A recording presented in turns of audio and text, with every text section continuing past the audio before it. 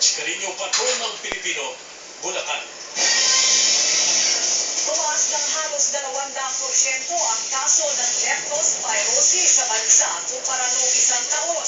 Kaya naman mahigpit ang babala ng Department of Health sa publiko na mag-ingat lalo tag-ulan na naman. Nagpapatrol si Sona Rangones. Paninilaw ng mata, lagnat at pananakit ng binti. Ilan lamang ito sa mga sintomas ng leptospirosis. Nakukuha ang sakit na ito oras na mababad ang sugat sa baha na kontaminado ng ihi ng daga.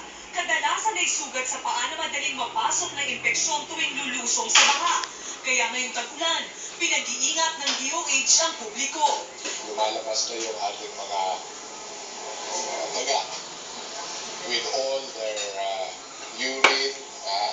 So nandun na kagad yung leptospira.